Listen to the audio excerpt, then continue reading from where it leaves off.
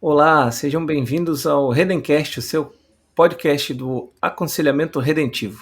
Hoje nós não temos nenhum tema específico. Hoje será o último episódio do ano de 2024 e nós vamos responder ou tentar responder as perguntas feitas por vocês que nos assistem, que nos ouvem no decorrer de todos os episódios que nós já gravamos. Então, o nosso desafio é grande e a nossa proposta é ousada, né?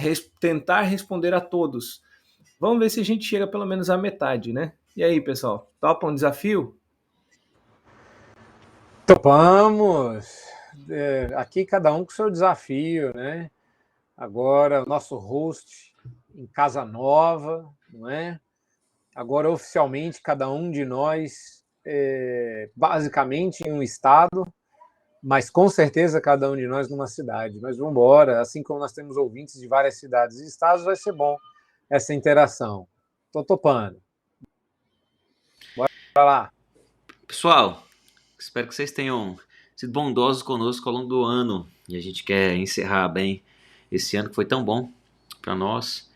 E nós agradecemos a Deus pela vida de vocês que ouviram e também interagiram conosco. Nós temos algumas mensagens aí e nós vamos compartilhar com vocês. Eu pensei que quando o André perguntou, a gente ia responder assim, não, deixa para o próximo ano. A gente já demorou 12 meses para responder. Pensa no vácuo, né? Daquela pessoa que nunca responde o WhatsApp.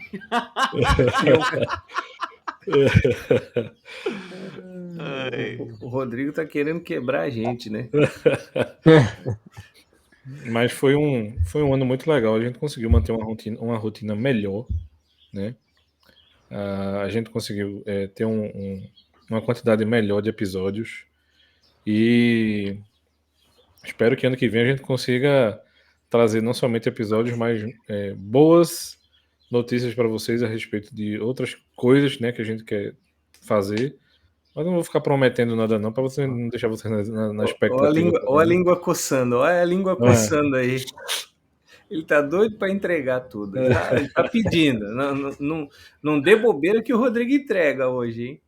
Não perguntem no chat. Se fizer um pix de R$5, eu já respondo sai aqui no meio do episódio. Superchat, manda um superchat aí que ele responde. Rapaz, que é um barato, tá doido aí.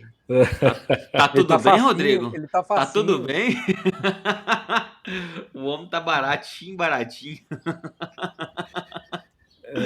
Mas eu quero fazer um pedido ao pessoal aqui logo no começo do episódio. Normalmente a gente deixa esse tipo de notícia pro final, mas a gente tá chegando perto dos 1000 inscritos no nosso canal do YouTube. E eu quero pedir para que vocês nos ajudem. Se você, vez por outra, compartilha os nossos episódios com alguns irmãos, a gente quer pedir a você para você pedir também para as pessoas seguirem. A gente sabe que tem algumas pessoas que acompanham não 100% dos episódios, mas alguns. Então, se você ocasionalmente nos acompanha também, vai lá no nosso canal e ativa para seguir a gente. Você vai poder acompanhar melhor o nosso canal do YouTube, né, que não é só do Redencast, mas é um canal do aconselhamento redentivo. E ocasionalmente a gente pode estar postando outras coisas também. Então, se você ainda não nos segue, fica o convite e a gente quer poder servir vocês da melhor maneira possível. Isso, a gente já lançou essa campanha, acho que não sei se foi no episódio passado ou no episódio retrasado, né? Rumo aos 1000 inscritos. A gente estava com 800 e alguma coisa, a gente já passou dos 900, está com 900 e alguns, chegando no 1000. Vamos mirar no 1000. Então, se você ainda não se inscreveu, se inscreva. E também deixa sua pergunta, não só nos episódios posteriores, nos anteriores, e a gente em dezembro de 2025 a gente responde. A gente responde. Se a consistência permanecer como está. Não, mas veja que no próprio chat a gente já respondeu muita coisa e a gente está trazendo aqui agora para a gravação. Então, para poder responder com um pouco mais de detalhes, de profundidade. Mas a gente nunca deixou o pessoal no vácuo, como se diz lá, né? Não deixou passar em branco. A gente sempre responde mais curto, mais breve, mas a gente responde. Então vamos lá, eu só quero dizer para vocês que não é dos 12 meses? Porque eu estou buscando pergunta lá do começo mesmo, lá do início. E a primeira pergunta que eu quero fazer, ela vem lá do episódio 2, que fala da centralidade da pessoa de Cristo.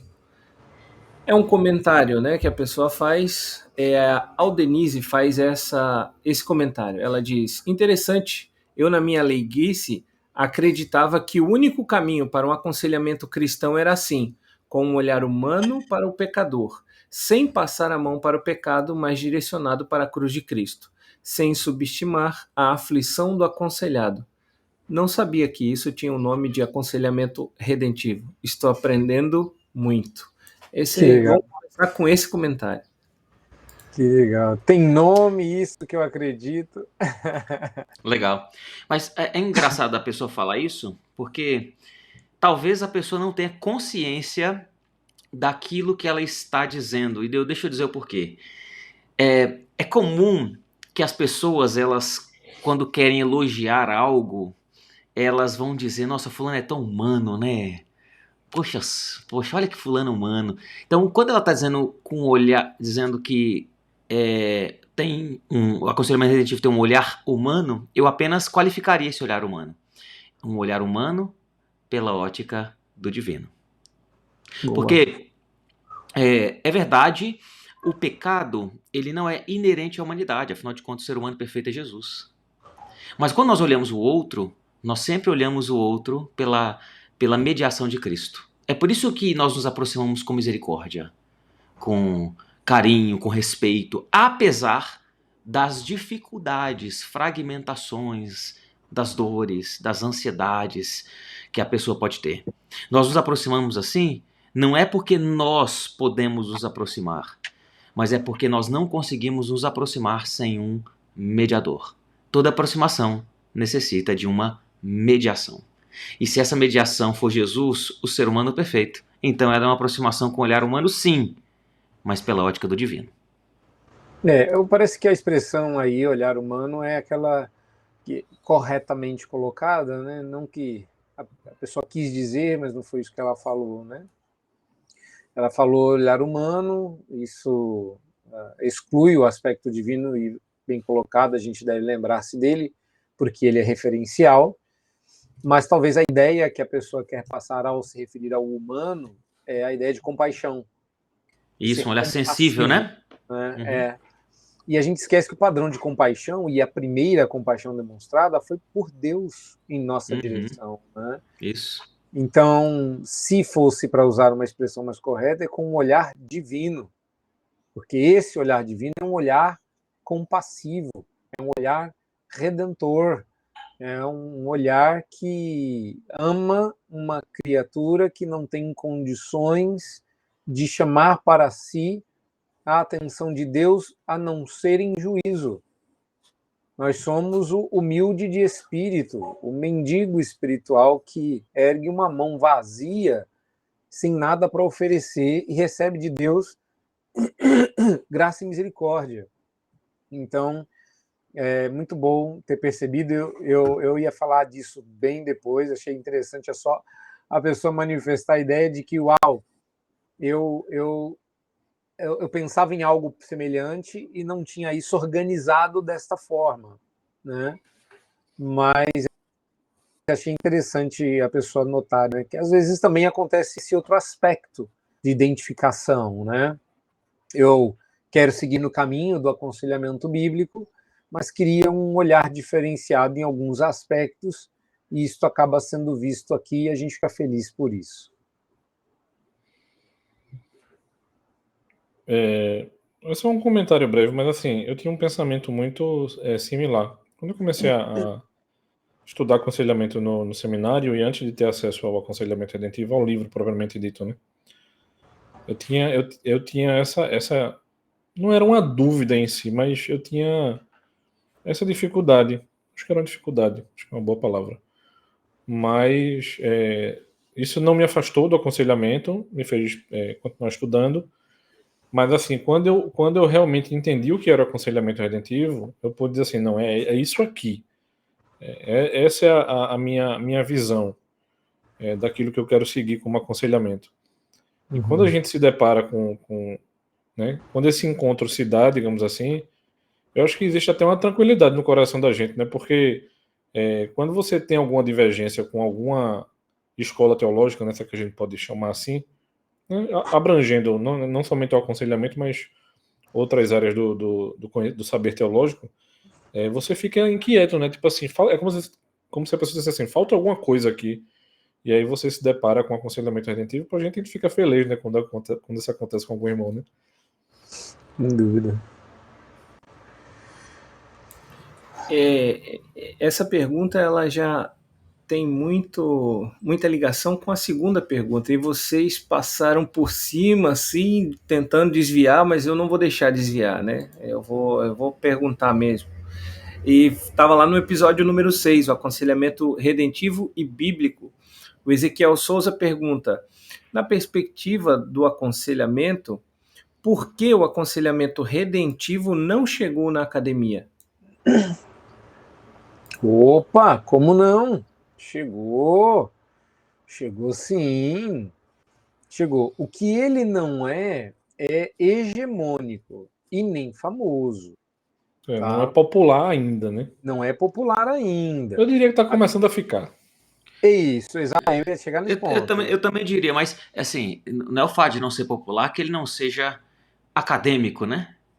Ele pode ser, e tem sido, inclusive, né? Não é que não chegou, ele chegou. É que, academicamente falando, aí eu vou falar com temor e tremor, porque eu não quero... entenda, eu vou falar da perspectiva, eu não quero que com isso você implique que é o contrário em relação a qualquer outra perspectiva, tá? Mas o aconselhamento redentivo, academicamente falando, ele é exigente.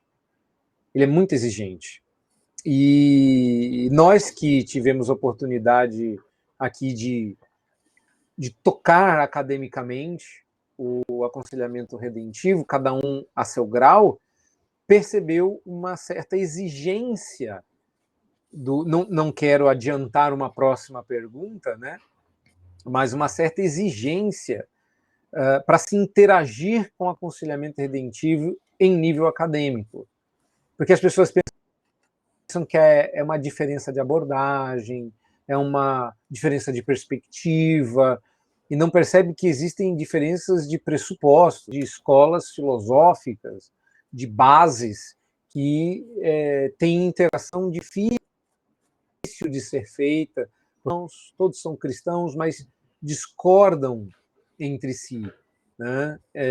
Então, esse diálogo feito entre algumas escolas mais difíceis de se estabelecer a ponte acaba fazendo com que algumas pessoas não se lancem ao desafio. Mas quanto mais você vai popularizando e mostrando a beleza e os aspectos práticos e os efeitos vão sendo percebidos, as pessoas vão se interessando e vão acabando estudando sobre o tema, de forma que quando chegam no embate, né, no desafio acadêmico, já não lhes parece tão difícil assim. Então, sim, está crescendo, graças ao bom Deus, não deixa de ser desafiador, ainda mais pelo fato de que é uma escola em desenvolvimento, com muito potencial de desenvolvimento. E Deus tem despertado algumas pessoas para esse desafio acadêmico. Uma coisa que eu estava lembrando aqui, assim, eu vou falar da minha realidade do período de conclusão de curso, de maneira incipiente ainda, não foi de maneira completamente intencional, digamos assim. Eu vou usar, reverendo Ladislau, no meu trabalho de conclusão, em 2014, o uso de maneira consciente, mas não tinha, digamos assim, ideia do todo do aconselhamento redentivo na época. Mas, assim, duas coisas que eu utilizo no meu trabalho, e isso são duas conexões importantes para mim. É a citação daquele livro, As 5 Visões do Aconselhamento, que o reverendo Jonatas tem um artigo muito bom a respeito do assunto, se você quiser tomar conhecimento. E isso, ao meu ver, hoje em dia, e eu acho que eu não fiz isso tão consciente à época, eu acho que mais por conta do meu orientador, né, faz com que minha visão expanda um pouco. Esse é um aspecto. E o segundo aspecto é citar de maneira assim consistente um artigo do reverendo Vadislau, onde ele fala sobre pregação e aconselhamento.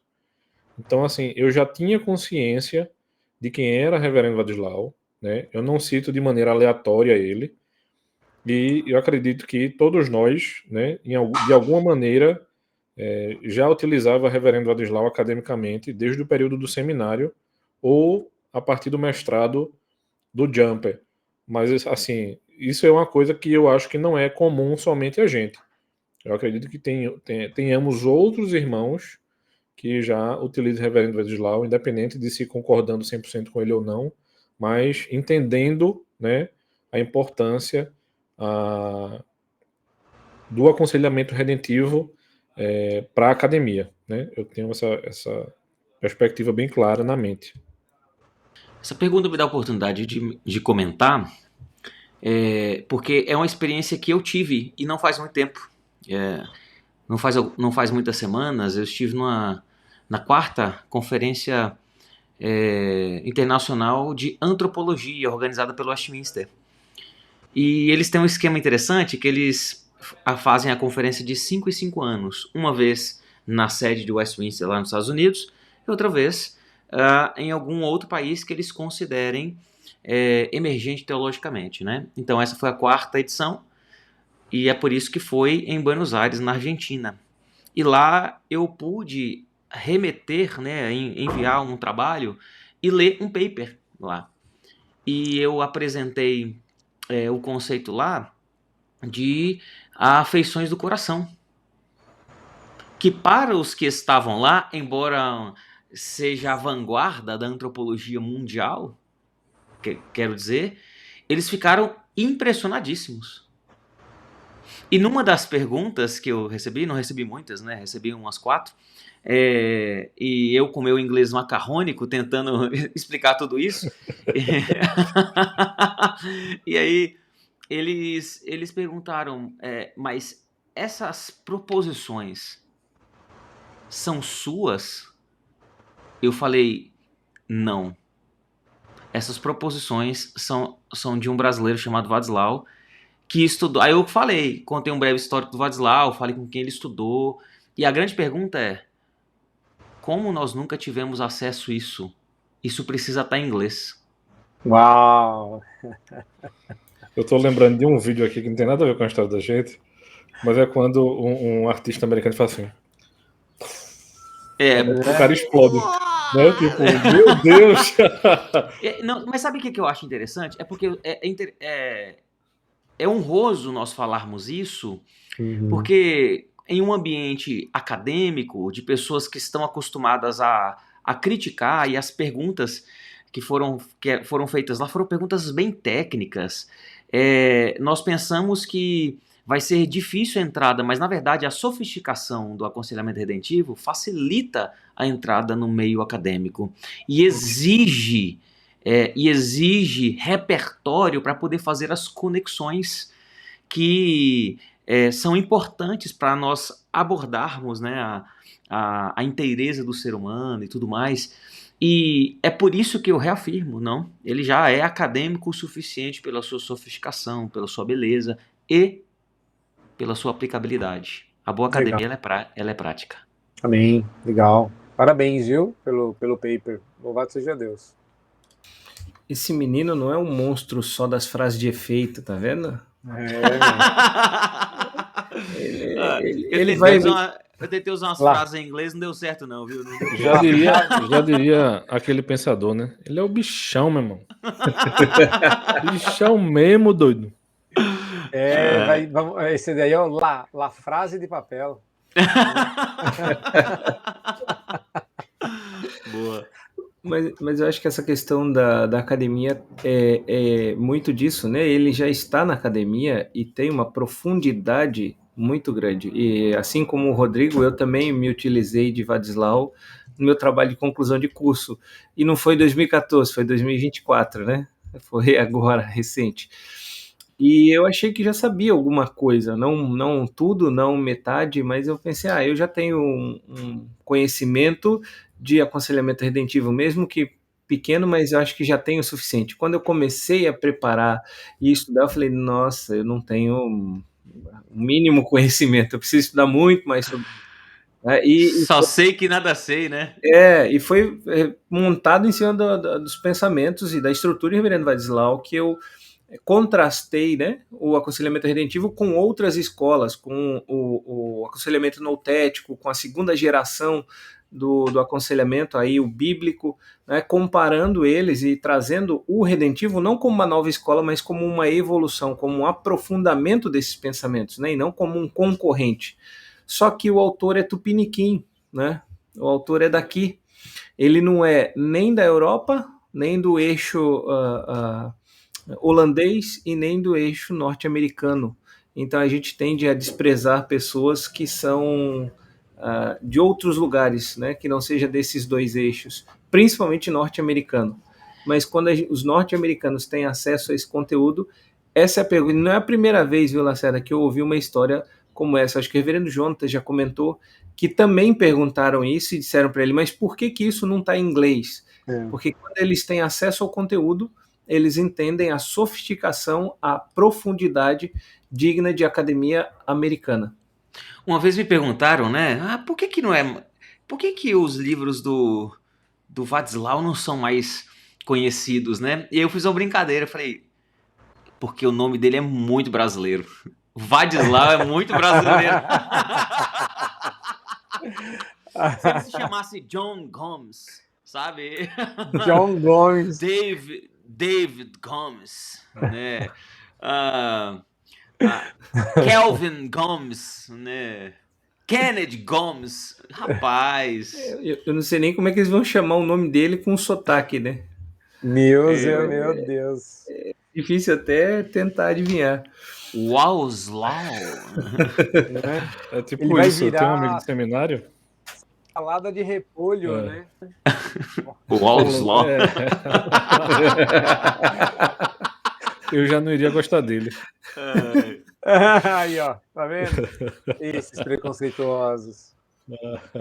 Mas olha só, ainda André, isso me lembra um amigo de seminário, porque o professor da cátedra de aconselhamento no período que eu estava no seminário foi o reverendo Douglas Lehman.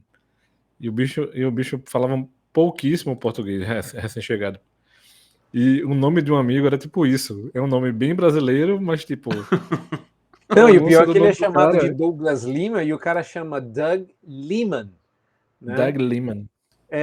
Eu acho uma Mas para um bom brasileiro é Douglas Lima. Não é? Reverendo Franz. Deixa eu comentar um negócio sobre Douglas. Quando eu estava em Buenos Aires, né, eu e minha esposa, nós congregamos por 2 domingos na Iglesia Presbiteriana San Andrés. E lá tem, né, não deixou de ter, um pastor inglês que estava pastoreando lá, né, a primeira igreja presbiteriana da Argentina. E quando eu estava conversando, tentando pelo menos com os membros, né, como é que chama o pastor? Aí eles chamavam o pastor de Douglas. Douglas. E na minha cabeça era Douglas. Aí eu fui conversar com o pastor. E aí eu fui conversando com ele. Aí sim eu descobri que ele era da Inglaterra. Aí eu perguntei, mas como é que o senhor é da Inglaterra e chama Douglas? Aí ele riu. Ele falou, na verdade, né? Aí ele começou a ficar mais à vontade, falar com aquele sotaque um pouco mais britânico, né? Já em inglês, na verdade, é Douglas.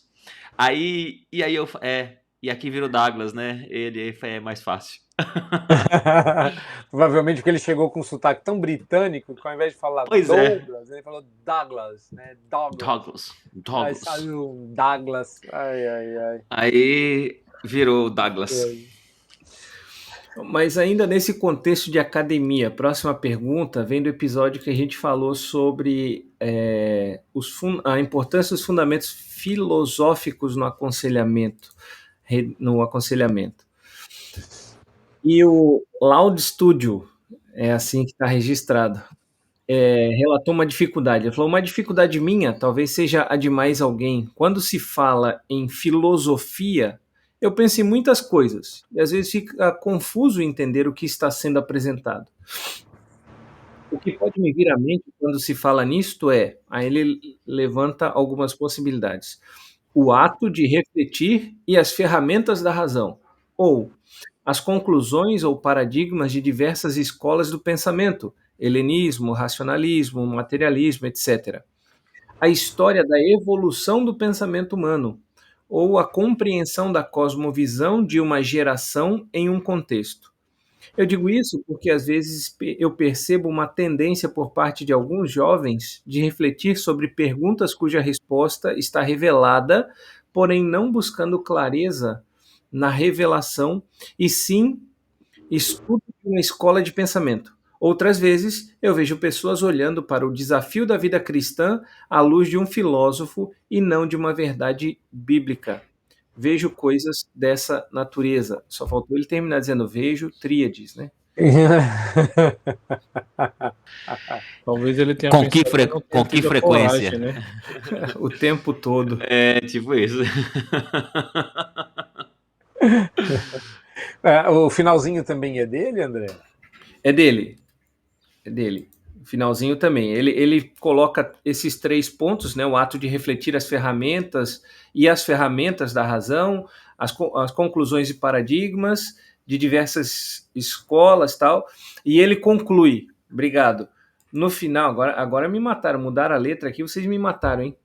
Agora Não, ele, aí, obrigado. Agora ele conclui. No final, nós estudamos a filosofia para avaliá-la como o olhar crítico das escrituras. Não sei se isso seria exatamente usar como ferramenta. Não sei se pode dar mérito à filosofia de ensinar coisas que a Bíblia já ensina melhor e de forma mais perfeita. Ai. Eu entendo a perspectiva do Law Studio. Ele está certo no ímpeto, mas, de fato, a gente precisa definir o que quer dizer quando fala sobre filosofia. Mas vamos lá. Quando a gente fala de fundamentos filosóficos, nós estamos falando do que em inglês se chama de rationale, né? Quais são as razões, o argumento que você usa. E esse argumento nem sempre é de caráter eminentemente bíblico. Por quê? Porque todo argumento bíblico precisa de uma reflexão sobre ele.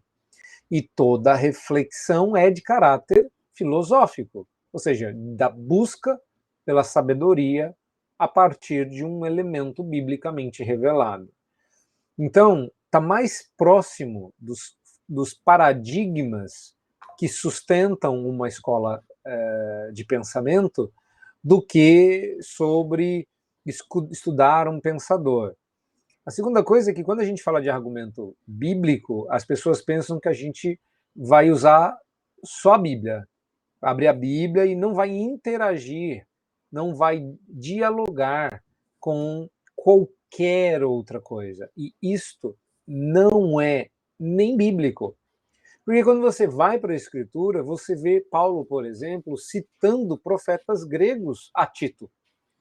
Você vê Paulo interagindo com a sabedoria humana, vamos dizer assim, quando escreve aos Coríntios.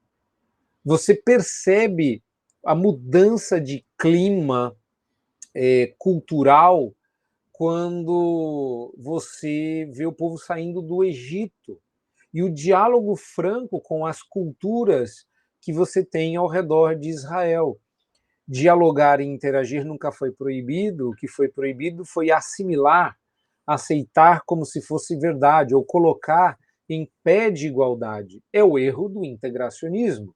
Colocar em pé de igualdade a revelação bíblica e qualquer conhecimento que venha de origem humana. E não é disso que se tratam os fundamentos filosóficos. O que a gente vasculha é como uma escola de pensamento é construída. E a ideia de fundamento filosófico é porque neste deve estar como não só como base de sustentação, porque ela não é uma entre outras, ela é a premissa básica, palavra de Deus como inspirada. Você parte dali, mas essa interação é necessária. Então, eu partilho da mesma sensação, o Laude Studio, tá? Que, de fato, às vezes eu vejo gente alegar que quer estudar Bíblia e está estudando um filósofo. Quer estudar Bíblia, mas está estudando um livro. Diga que está estudando o livro e que espere encontrar nesse livro conhecimentos que esclareçam entendimentos do texto sagrado.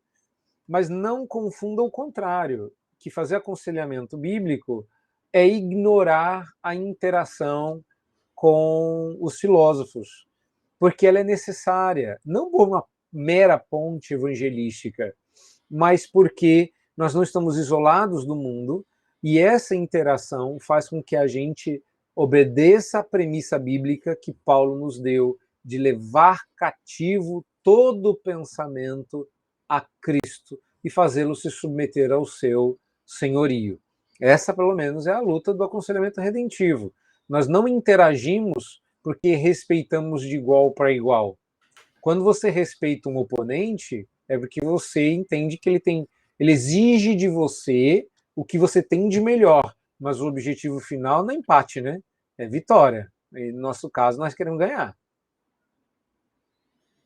É importante falar também que quando nós falamos que o aconselhamento redentivo ele é sofisticado, inclusive intelectualmente, e que ele utiliza pressupostos filosóficos em alguns momentos, bebe da filosofia reformacional e da tradição de pensadores e filósofos reformada, não significa que nós somos reféns dessas categorias. Significa que nessas categorias foi encontrado ecos bíblicos e que nós estamos utilizando esse sistema para organizar aquilo que a Bíblia propõe. Então veja bem, não é a filosofia que é a nossa mãe.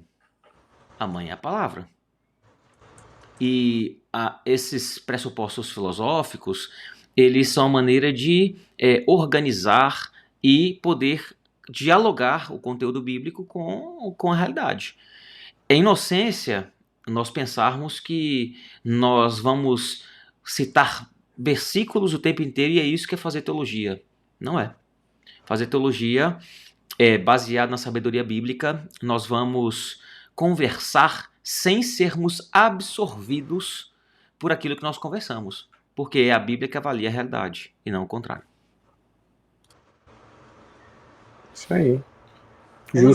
Como eu não gosto de filosofia, eu vou pedir para pular.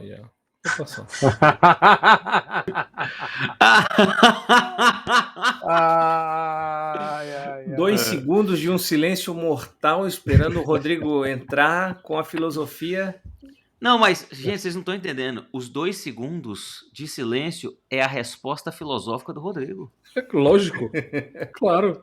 Nós estamos aqui na presença de um sábio, rapaz. Não, mas brincadeiras à parte, certo? Não estrague seu momento, homem. Não precisa. Por que eu estragaria? Não, eu acabei de falar, elogiar teu silêncio, aí você vai... Acabei de elogiar teu silêncio agora. Você vai comentar o silêncio. Não vou comentar o silêncio. Eu vou dizer que vocês foram muito bons. Eu vou falar para quê? Olha só, tem um filósofo também que dizia o seguinte: a vingança nunca é plena, mata a alma e a envenena. Eu senti aí do Lacerda a devolução de uma pegada de episódios lá atrás, hein? Rapaz, eu acho que ele guardou para hoje, hein? Eu nem sei, eu acho que a gente precisa falar sobre a amargura aqui, viu?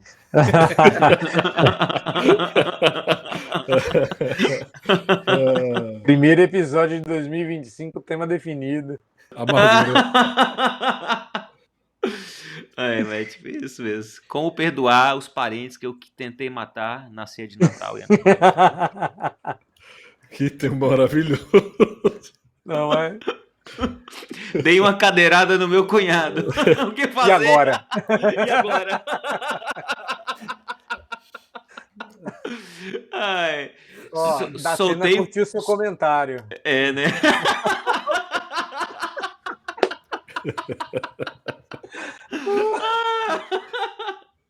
Tipo assim, ó. Comprei uma caixa de foguete e entreguei na mão das crianças. Todo mundo me odeia agora. O que fazer? Não é? Ai, os primeiros temas de 2025 serão interessantes. Vai ser muito bom. Vamos lá, vamos agora sair um pouco do tema de academia e vamos mais para temas particulares ou específicos de alguns temas aqui que a gente tratou. Por exemplo, Joia, coisa mais light. da cultura medicamentosa, bem fácil, bem simples, né? Cultura medicamentosa e o Mas aconselhamento. deixa eu fazer um comentário Agora eu tô deixa eu fazer tranquilo. um comentário da filosofia. Para que entrar em cultura medicamentosa, gente? Vamos voltar para filosofia. É mais tranquilo. Não Eu vai ter prefiro. briga, entendeu? Não vai ter problema. Não, André, pode falar. Quase que ele estraga de novo o Lacerda aí. Você tá vendo, né?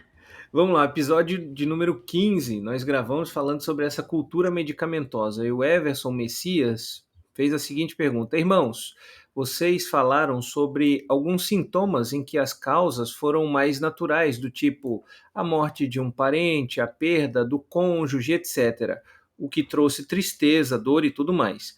Mas quando se trata de dores insuportáveis de cabeça, confusão mental e coisas do tipo, o que dizer?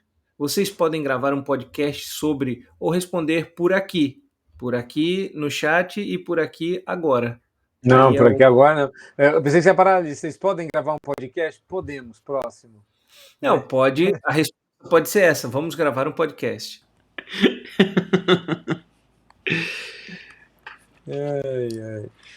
Eu não sei se a gente vai gravar um novo podcast, mas assim.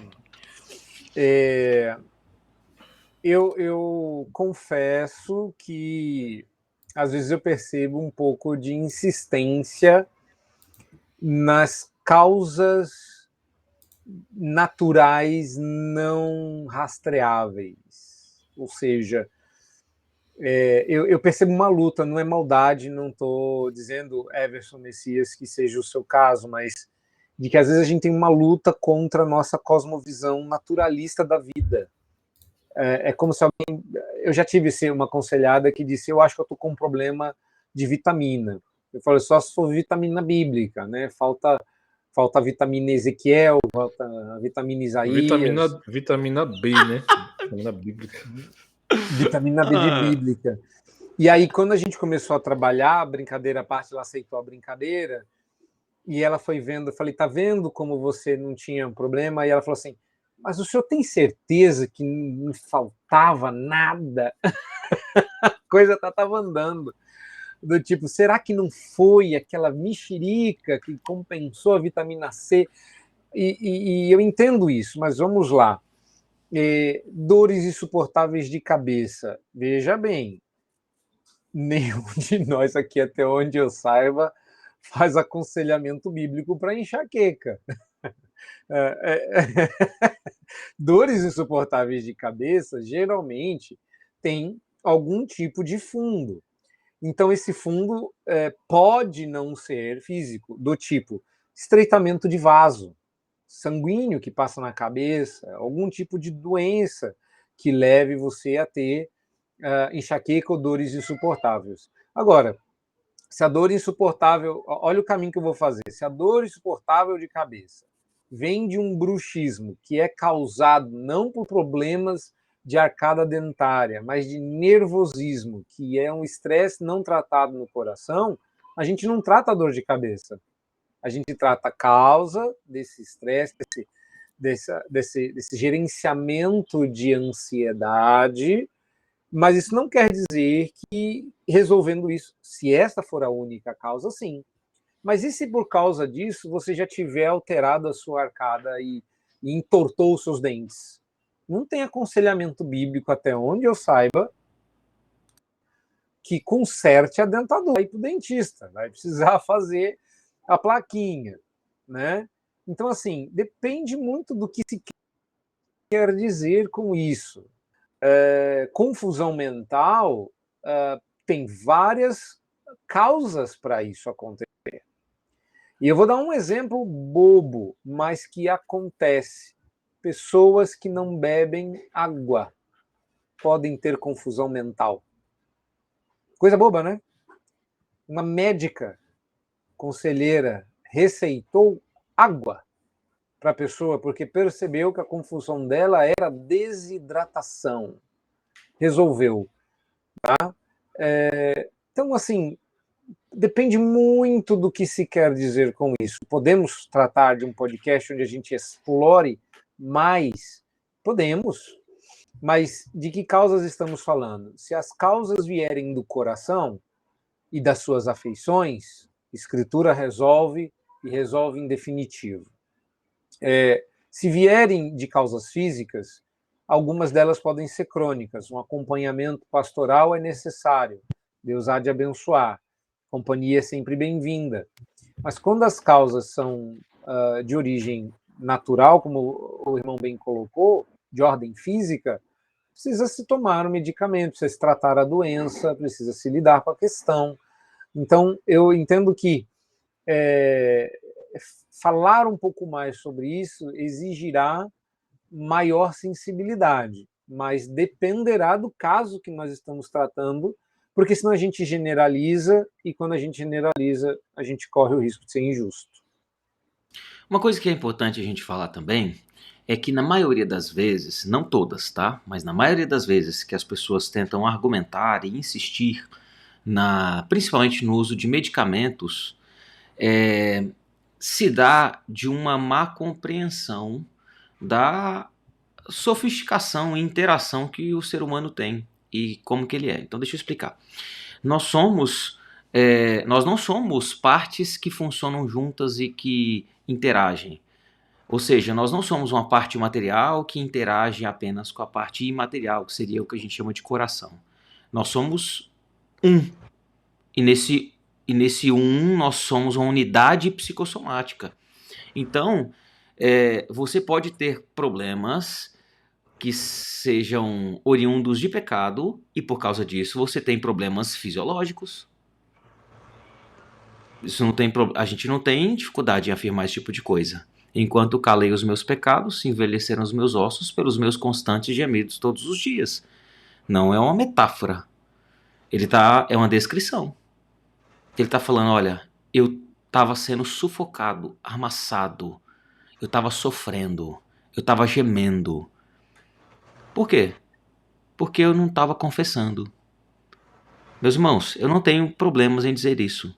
Tem gente que está agonizando, mesmo com todos os dispositivos e toda a farmacologia disponível, não é por causa de falta de recurso.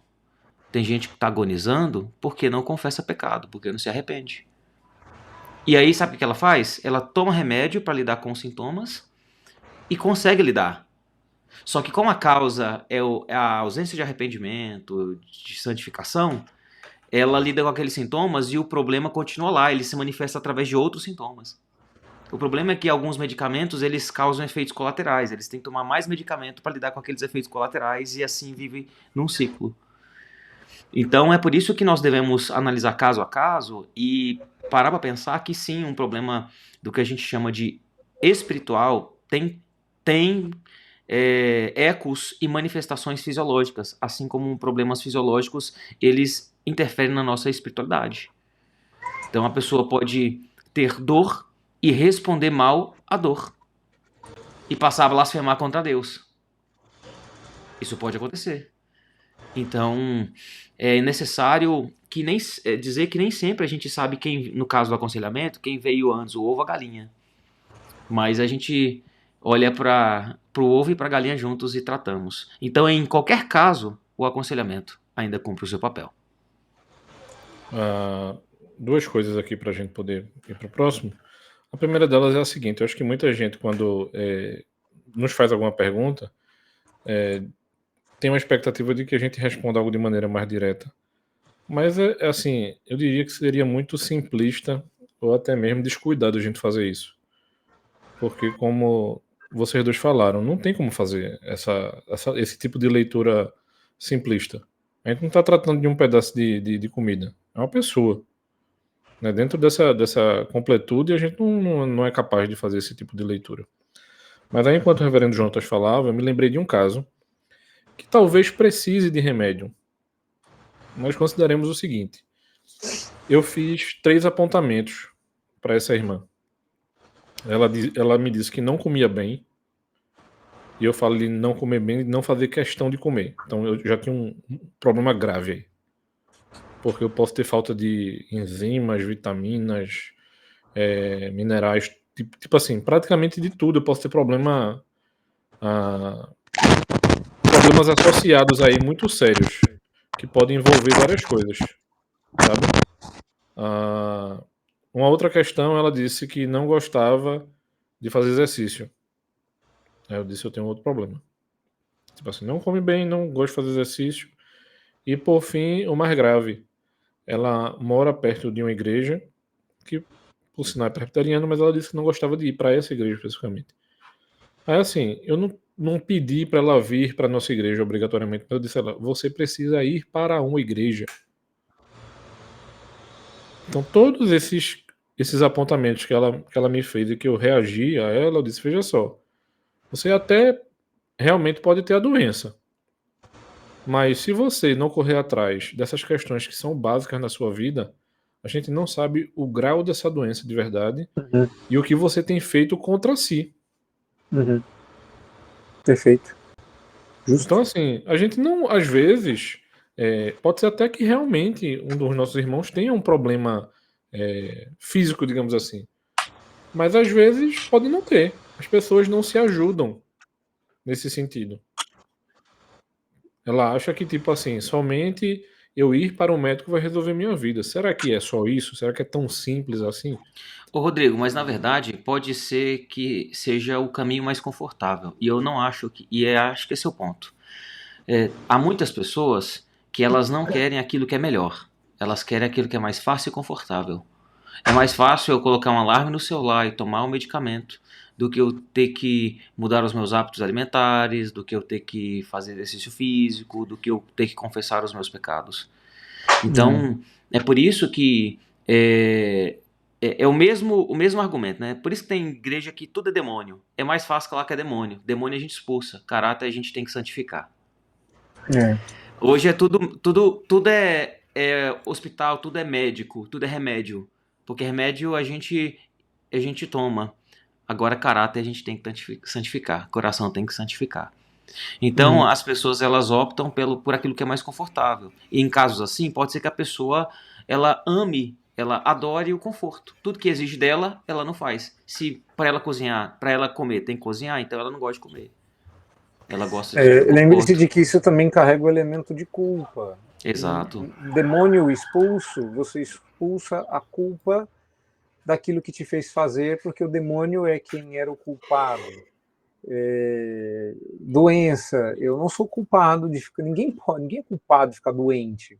Né? A culpa é do pecado, é um efeito da queda, mas a menos que você tenha feito algo objetivamente falando para ficar doente, muita gente é surpreendido por uma doença sem ter feito nada para contraí-la. Agora, talvez seja uma questão de culpa também. Eu prefiro que a culpa seja de um agente externo, e seja ele demônio, seja ele um vírus, seja uma bactéria, sejam ele as outras pessoas, do que a culpa ser do agente interno. Porque o agente interno não só me responsabiliza, como me culpa diante de Deus. A culpa diante de Deus foi resolvida com um redentor. E a culpa externa é resolvida com execução. Eu elimino, eu executo. Por isso que as pessoas falam, não se aproxime de pessoas tóxicas, porque elas são tóxicas. Elimine-as do seu convívio. Então a gente acaba eliminando o aspecto de culpa que seria importante a gente lidar para entender o sacrifício de Cristo por nós também. Só um comentário até descontextualizado. Sempre quando alguém fala assim, não, se você vive com pessoas tóxicas, elimine essas pessoas tóxicas. Mas eu acho essa postura bem tóxica, viu? Não é? Não, eu tô falando sério. Se você simplesmente descarta as pessoas porque elas não são convenientes, porque elas não fazem aquilo que você quer, eu acho que você tá sendo tóxico também, irmão. Então se né? arrepende, se arrependa. Acaba qualquer programa de discipulado, e eu não falo só em termos cristãos, né? A gente vê filmes antigos, animes antigos, em que a ideia de discipulado, de uma pessoa difícil, trabalhosa, andar junto com outra mais sábia, e aquele processo de transformação, né? Me ocorrem inúmeros filmes e inúmeros animes em que o processo de transformação ao longo do tempo, a pessoa era extremamente tóxica e se torna abençoadora, né? E cadê? Isso se perde, porque a pessoa é deixada em sua toxicidade. E se Deus Exato. obedecesse essa regra, como seria, né? Pois é, e tem uma coisa, santificação, ela é processualmente pessoal, mas contextualmente comunitária. Sempre que Deus quer santificar alguém, ele inclui essa pessoa dentro de uma comunidade. Esse é um dos motivos pelos quais a gente precisa congregar. Se eu isolo o problema, eu deixo de tratar o problema. Eu apenas finjo que ele não existe. Sim. Muito bem, vamos avançar então. Dá tempo de mais uma? Próximo episódio Aconselhamento Redentivo em Missões. Daniel Charles Gomes. E a pergunta, deixa eu achar aqui, do Caio Tenório. Eu quero ver se alguém vai se arriscar aí, se alguém domina essa cultura japonesa aí. Poderia dizer que o pecado da nação japonesa é o orgulho? A ideia de não se ter perdão, expiação e redenção na cultura traz a ideia de que eu preciso pagar para ser salvo e isso me soa orgulho. Procede? E aí ele termina agradecendo, dizendo muito bom o podcast. Rapaz, é difícil. Eu não acho que ele está errado, e me parece que não é só um eu acho, não. Ele conhece um pouco da cultura, né? O japonês e algumas outras culturas não orientais são muito orgulhosos. Muito orgulhosos. Não no sentido mais bobo, mas no sentido de ter um senso de honra tão superestimado que ele não suportaria a falha. Tá? Há uma cena muito interessante no início, acho que no primeiro ou no segundo episódio de Shogun, uma série que fala sobre o período feudal, da transição do período feudal do Japão para o período mais moderno. E um rapaz comete um mal-entendido que faz com que dois senhores feudais discutam por algum breve momento, até que eles percebem que o erro foi do estagiário. E o cara ficou tão envergonhado que ele se ajoelhou e diz em tom bem assim, formal, né, aqueles gritos bem típicos japoneses, ele falou: "Senhor, permissão para..." Aí falou o nome do cerimonial. Aí pediu permissão para enfiar uma faca no bucho e se matar, né? Permissão para me matar. O senhor falou assim: não, não dou. Ou seja, nem para se matar de vergonha o caba não teve permissão, né? E uma das coisas mais difíceis, que assim, falando de quem gosta só, quem olha de fora, né? Quem admira, né? Gosta de anime, gosta de espadas, gosta de artes marciais e acaba tendo contato com a cultura.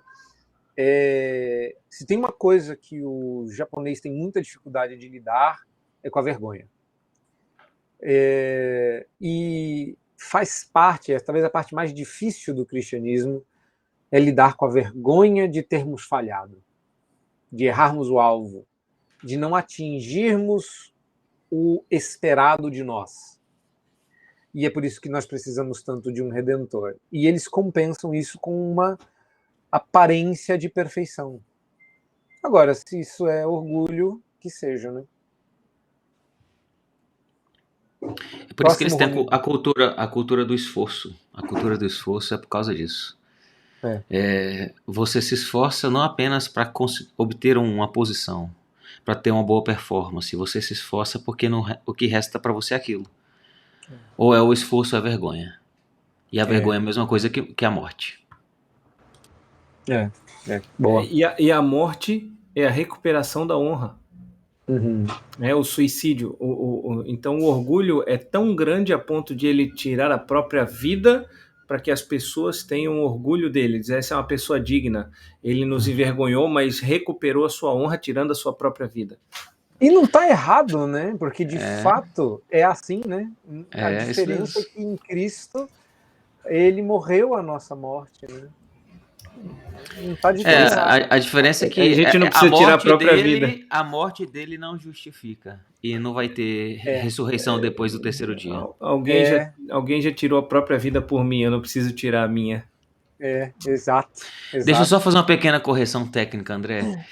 Alguém entregou a vida. Jesus não tirou a vida. Jesus não suicida. Jesus, Verdade. ele se ofereceu. Verdade, voluntariamente. E não para si, né? Verdade. Porque uma das características do suicídio é o egoísmo. Isso. Não foi. Ele passou a nossa vergonha. Ele não tinha do que se envergonhar, né? Exatamente. Então, não foi um suicídio, verdade. Muito bem colocado. Muito bem, vamos seguir agora. As perguntas, basicamente, elas estão acabando e agora a gente passa para alguns comentários sobre alguns episódios. Por exemplo, no episódio 26, uma perspectiva redentiva do divórcio. A Érica diz assim: irmãos, que Redencast! Foi um filme passando na minha cabeça, 23 anos de casada com um não crente, que Deus tem transformado a minha vida, do meu marido e de minhas filhas. Obrigado por essa aula maravilhosa. Ficou incompleta. Mais. Ela termina. E eu já vou emendar o próximo também, do Hudson. Hudson, um grande abraço. Uau! Não tenho nem palavras para agradecer por esse episódio. Para aqueles que foram feridos pela vara do divórcio, também tem esperança para você, porque você não é esse carimbo nas costas de divorciado ou divorciada. Você é filho de Deus, tem esperança. É outro casamento que define você, o casamento de Jesus com a igreja. Então, tem esperança. Se você foi ferido pela vara de divórcio, você não leva esse carimbo nas costas, porque não é esse casamento que te define. Bem colocado. Exatamente. Não, ele está citando, e eu acho que é você. É mesmo? Ele tá se autoelogiando. Ele meteu essa humildade para se autoelogiar aqui. Gente, bora encerrar. Não. Nossa. Deixa eu fazer uma propaganda aqui, pessoal. Aconselhamento redentivo aqui pra vocês. Calma, deixa eu comentar assim. Então... Não, eu tava ouvindo e falei, rapaz, que coisa boa. É mesmo, faz todo sentido. Não lembrava que tinha sido eu, não. Ele tá pensando, nossa, como esse cara é bom, olha o que ele formulou, cara. Nossa, que pensamento. Pensando assim, eu diria dessa forma. Eu falaria a mesma coisa. Ai. Mas vocês não veem, não, que... Vocês já leram coisas antigas que vocês escreveram bem escritas? Você fala, nossa, rapaz, foi eu que escrevi isso aqui? Eu tenho certeza que vocês já passaram por essa... Eu já li coisa, eu não consigo escrever isso aqui, não. Não tinha sido eu. Pois é, não, mas de fato foi muito bom aquele episódio. A gente fica feliz. Eu acho que, brincadeira à parte, é uma honra que Deus se digne usar um bate-papo, a nossa conversa para a edificação do seu povo. Louvado seja Deus, que abençoe a sua vida. Aos dois, né? E aos demais, caso tenham. Isso. Aí o episódio seguinte nosso foi também só sobre divórcio, né? E o divórcio que agrada a Deus. A gente atendeu o pedido da Érica, né? Ela disse mais. A gente gravou mais um, né? Tá aí, entregue, viu? Te dá um check nesse. Receba! E aí a pergunta que veio da Flávia é: os adúlteros, lá em 1 Coríntios 6, 9 e 10, se enquadra dos que se divorciam por motivos não legítimos? Se eu entendi certo o que a gente estava falando. Porque a gente falou que a agressão era legítimo, né? Era um motivo que legitimava, porque era uma espécie de abandono, né? Eu Não sei, vou ter que dar uma olhada aqui no texto. Vocês que já sabem de cabeça vão respondendo aí. Não, o meu ponto aqui é que a Bíblia ela coloca essas duas cláusulas de exceção. Se alguém se divorcia de forma ilegítima, ela está e não se relaciona com ninguém, ela está abandonando. Agora, se alguém se relaciona com outra pessoa, ela está adulterando, como diz o texto bíblico. Então, é por isso que em algumas igrejas entendem que precisam disciplinar essa pessoa que quer se divorciar, porque não tem motivo bíblico para isso. Veja que Coríntios lá está falando o seguinte: não sabeis que os injustos não hão de herdar o reino dos céus? Não erreis, nem devassos, nem idólatras, nem adúlteros, nem os efeminados, nem sodomitas, nem os ladrões, nem os avarentos, nem os bêbados, nem os maldizentes, nem os roubadores herdarão o reino de Deus. Esse é o texto que ela está perguntando, e perguntando se as pessoas que se enquadram nessas questões aí dão motivo de um divórcio legítimo. Deixa eu sair na frente e já dar minha opinião. Eu acho que o texto não está falando sobre divórcio, ele está falando sobre o reino de Deus, então a gente não consegue fazer uma aplicação de todos esses pontos ao casamento, porque o texto fala sobre herdar o reino de Deus, está falando sobre o reino de Deus e não está falando sobre casamento. Se fosse em Coríntios 7, aí ele estava tratando sobre o matrimônio, é outro texto, né? Eu acho que na pior das hipóteses, é só no sentido de que alguém que se divorcia por um motivo não legítimo permanece sem arrependimento, porque o ponto do texto é esse, né? Tanto é que o texto termina dizendo: tais fostes alguns de vós, mas vos lavastes. Ou seja, o Senhor resgatou-nos desta condição que, se não fosse transformada por arrependimento e fé, então nós permaneceríamos nessas opções ilegítimas. Se for nesse sentido, até dá para ser, mas em termos de caráter geral do argumento. Não sei se fui claro, né? Pode seguir. Próxima. Dá tempo? Acho que a gente pode parar, né? André, tu tá no silencioso. Desculpa, eu falando aqui para mim mesmo. Tô igual o Lacerda, né? Falando e admirando eu mesmo falar. Vai te lascar, homem, você vai ver. Corta São- essa parte depois aí, viu? São só comentários aqui para frente, eu vou ler então rapidamente, tá certo? Solteirismo, vivendo na companhia do Senhor. Tem dois comentários aqui, a Maria, Marta e a Fabiola.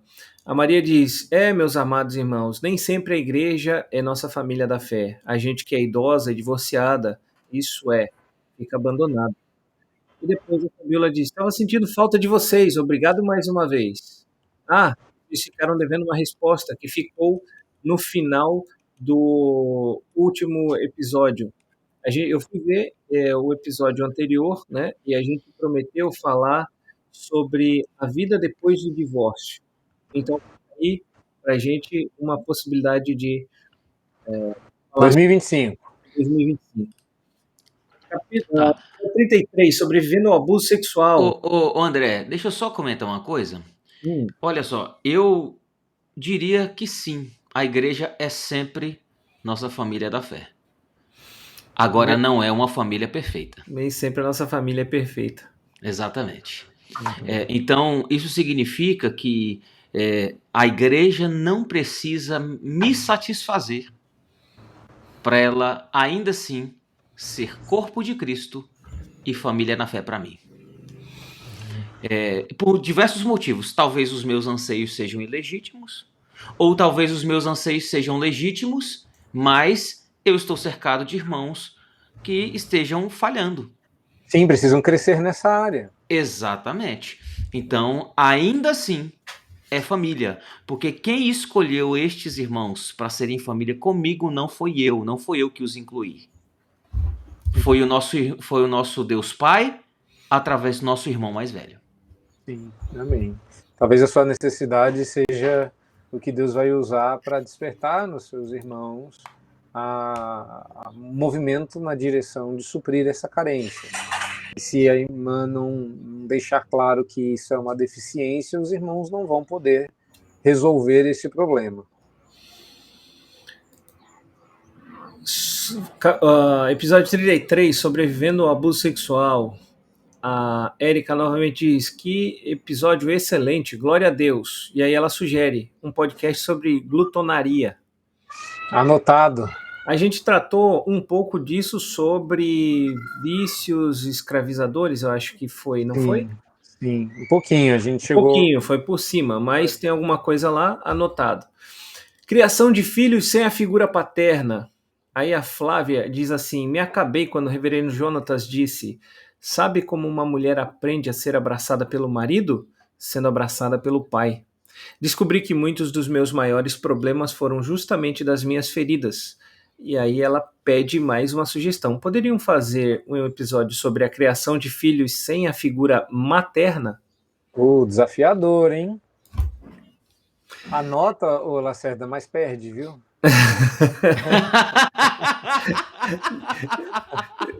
nesse mesmo... Anota, mas apaga, né?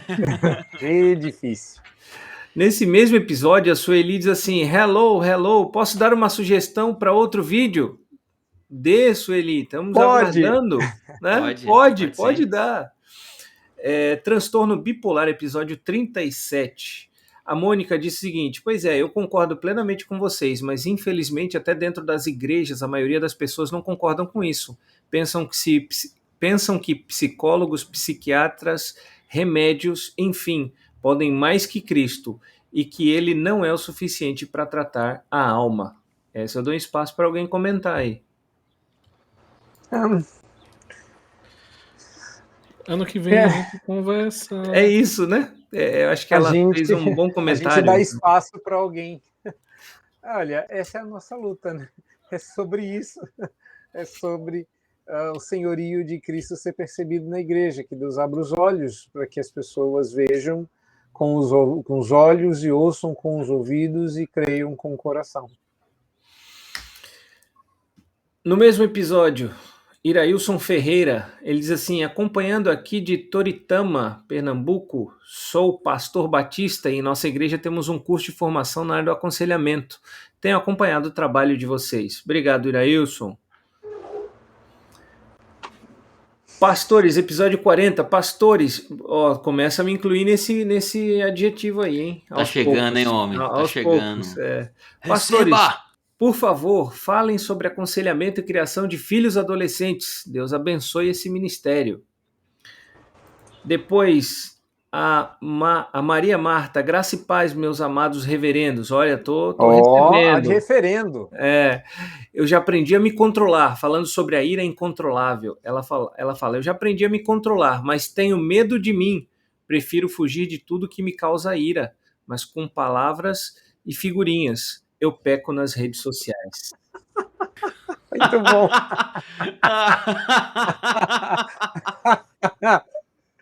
Eu aprendi a controlar a língua, ainda não os dedos. Os dedos estão difíceis, viu?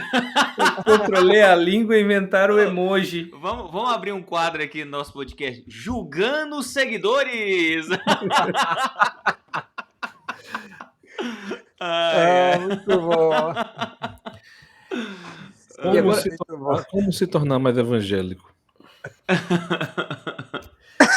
Agora, para terminar, eu quero ler 2 que tratam quase do mesmo assunto e aí vocês comentam e a gente encerra.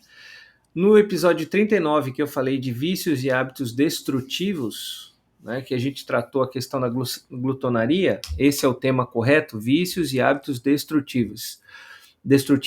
O reverendo Enoch diz assim: olá, como o aconselhamento redentivo vê a obra de Eric Johnson em Fundamentos para o Cuidado da Alma, o que ele faz ali é a proposta redentiva? Não respondam ainda.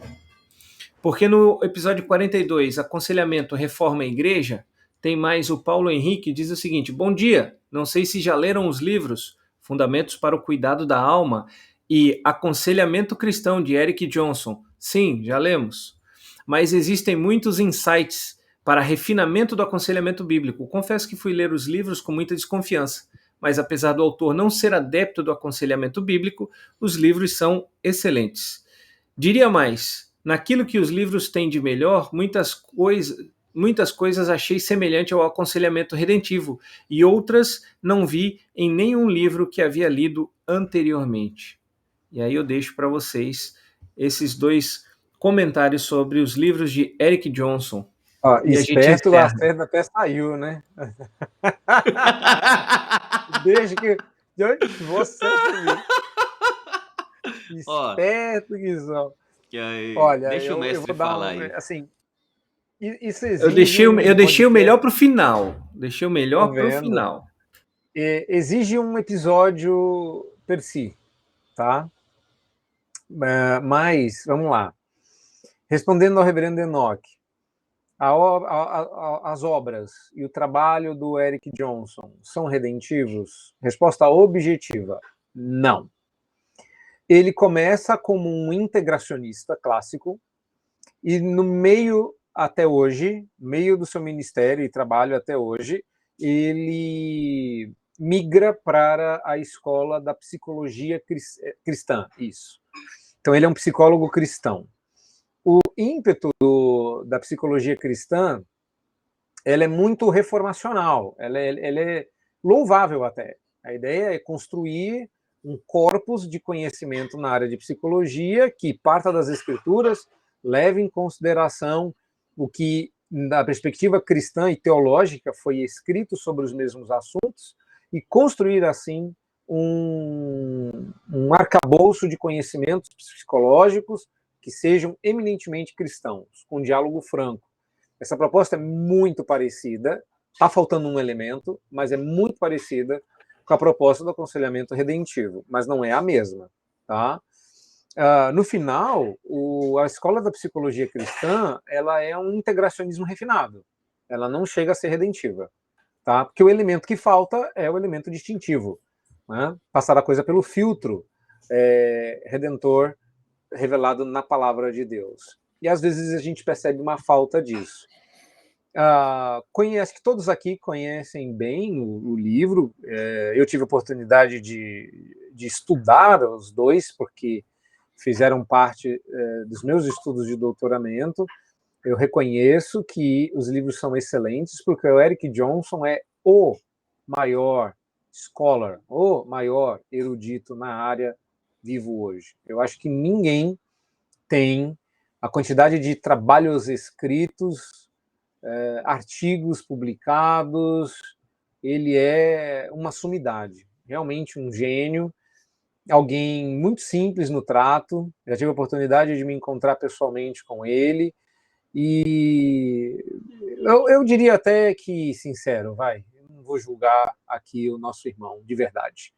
Mas o que você viu de diferente no livro dele pode não ter sido tão bom. Ele tem pressupostos ali com os quais a gente não comunga. Você não tem que detestar os livros porque você é um conselheiro redentivo, um conselheiro bíblico. Os livros têm bons insights, como você disse, mas eles partem de pressupostos com os quais não dá para concordar. Não tem comunhão com algumas coisas que ele coloca ali. A estrutura que ele propõe, principalmente em aconselhamento cristão, me dá medo, porque se você levar as últimas consequências do que ele propõe, e eu dou graças a Deus pelas inconsistências que ele manifesta, porque se ele fosse absolutamente coerente, poderia ter sido um desastre. Eu já falei isso para ele. O que impede ele de ser um total herege é o fato de ele ser um cristão, porque ele, na hora do vamos ver, ele fecha com o cristianismo, mas o caminho não é uma consequência lógica.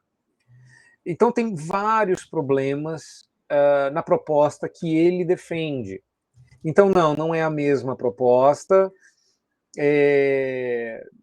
Muito do que ele fala ali e que a gente reconhece é fruto da influência do aconselhamento bíblico tradicional, que ele reconhece, inclusive, né? É o diálogo que foi refinando. E, por fim, minha avaliação, ele está melhorando, ele está deixando de ser menos psicólogo cristão e menos integracionista, e começando a reconhecer que tem coisas certas e irrefutáveis do lado de cada força. Mas isso não significa que ele parta dos mesmos pressupostos, isso ainda é um problema. Então, o que você viu lá de bom e de, assim, que casou, é fruto dessa influência benéfica que tiveram na vida dele. Mas, assim, eu acredito que você não vai nos ver recomendando a leitura desse livro para o aprendizado do aconselhamento redentivo. Mas são livros que a gente deve conhecer, principalmente se você lida tecnicamente com a área, porque ele é um reconhecidíssimo erudito da área no aconselhamento de maneira geral. O que eu diria também é que muito do apelo da literatura dele tem mais a ver com ecoar pressupostos culturais. Deixa eu dar um exemplo. Olha só, frequentemente quando nós estamos estudando aconselhamento redentivo, nós nos vemos compelidos a reformar não apenas o que pensamos, mas a maneira como nós pensamos, os nossos pressupostos e a vida como um todo, tá? É exigente nesse sentido. Você vai ter que repensar todo o seu prédio conceitual para ser mais bíblico, compativelmente bíblico. Mas bons escritores como ele, de forma muito eloquente, eles ecoam coisas que a gente cresce ouvindo. Acerca de saúde mental, acerca de algumas das linhas da psicologia, acerca das redes sociais, que a gente aprende bastante, bebemos muito das redes sociais. E aí quando você vê alguém que organiza isso, dá uma roupagem mais robusta e até mesmo um final cristão, você pensa, é isso. Mas não. Precisa mais do que isso. Eu acho que a partir daí aparece um desafio. É um mergulho que eu tenho tentado fazer. Se voltar um pouco para os reformadores e puritanos e ver o que esses irmãos falam um pouco a respeito de cuidado da alma. Eu acho que alguns irmãos, eu não vou dizer que isso é de má fé não, como o reverendo João Jesus falou, mas é como se houvesse uma necessidade de ter uma resposta de falar sobre o cuidado da alma. Mas que é como se esse caminho fosse meio que impossível, sabe? Por conta dos pressupostos, como foi dito. Então, assim, é realmente uma tentativa de procurar resposta num lugar muito difícil. Você pode ter até bons argumentos e construir algumas coisas, mas você não vai ter a resposta diretamente, não. Então, assim, assim, sendo bem repetitivo mesmo, porque eu acho que vale a pena, ele é um irmão nosso, que a gente não tem que falar dele. Mas, assim, a gente não vai ser concordante de tudo, porque os rios, né, se separam. E se separam logo no começo, não é no meio, não. Vão ter coisas que se assemelham, como vocês podem ver, quando você tenta ler. Mas você tem que tomar uma posição por conta disso. Então, assim, é por isso que muitos irmãos que têm... Eu diria, Rodrigo, usando sua metáfora, que quando esses rios passam no mesmo estado, a paisagem é a mesma. Mas vocês não estão no mesmo rio. As águas são diferentes. As águas são diferentes. Muito bom, hein? Melhor do que o Luiz. Melhor. Rodrigo, não tô bom com você hoje não, viu, cara? Não tô bom com você hoje não, viu? Ainda bem que a gente tá acabando o ano, encerrando essa temporada, né? E a gente não vai pro mesmo jantar de Natal. Você não podia ficar esperto, viu? Brincadeiras. Bom, gente, era isso de perguntas e comentários que a gente selecionou. Se por acaso seu comentário ficou para trás, me perdoe. Não, eu estou num processo delicado aqui entre caixas e ferramentas, né, na nova casa, e eu não consegui fazer uma nova atualização, essa é de algum tempo já, de pouco tempo atrás, mas talvez tenham surgido novas perguntas, e a gente responde na medida do possível, e perceba, nós demoramos, mas respondemos. Então não deixe de colocar o seu comentário, a sua pergunta no chat. Não deixe de fazer a sua pergunta. Lembrando, estamos na campanha de rumo aos 1.000 inscritos no YouTube. Se inscreva, mande o link para os seus amigos, para os seus parentes, peça para eles ouvirem a gente, peça para eles curtirem o nosso canal e a gente chegar nesses 1.000 inscritos aí. Finalizamos então o ano, finalizamos a nossa temporada, as perguntas respondidas, mas não antes, sem fazer o nosso merchan, né? Você se interessou pelo aconselhamento redentivo, você quer saber um pouco mais? Temos um curso no Seminário JMC, um curso totalmente online com aulas ao vivo destes professores que estão aqui e outros mais, né? Então, leia o QR Code e você vai ser direcionado para a página onde você pode fazer as inscrições. São vagas limitadas, então faça já a sua inscrição. O curso começará, se eu não me engano, em fevereiro do próximo ano. Fevereiro. Fevereiro inicia o curso Escola de Conselheiros. Lá você vai ter 14 aulas? Depende do semestre, entre 14 e 16. Entre 14 e 16 aulas sobre aconselhamento redentivo, sobre vários temas na área do aconselhamento e com vários outros professores, além desses grandes mestres aqui. Então, se você se interessou, leia o QR Code e faça a sua inscrição. Nova capa, aqui, nova capa. Segunda edição. Segunda edição, mesmo livro, mesmo conteúdo. Gravamos um episódio. Se você não ouviu, nós gravamos um episódio com o autor desse livro aí. O breve manual do aconselhamento redentivo. O autor. O homem. O autor está aqui. Do episódio aqui nesse episódio aqui. Qualquer dúvida você já pode ir direto para lá. O link vai ser fixado aí, então você pode ouvir sobre o autor comentando e você pode ler o QR Code também e adquirir o livro. E, por último, e não menos importante, pelo contrário, é uma alegria nossa de anunciar que já está sendo vendido, já foi publicado, já está sendo vendido o Aconselhamento Redentivo, segunda edição, do reverendo Vadislau Martins Gomes. Ela foi revista e ampliada, né? Não é a Bíblia, mas foi revista e atualizada. O reverendo Jonatas teve a oportunidade, o privilégio de prefaciar, né? E já está sendo comercializado. Seria a obra magna dele? Não, mas ele considera outra, né?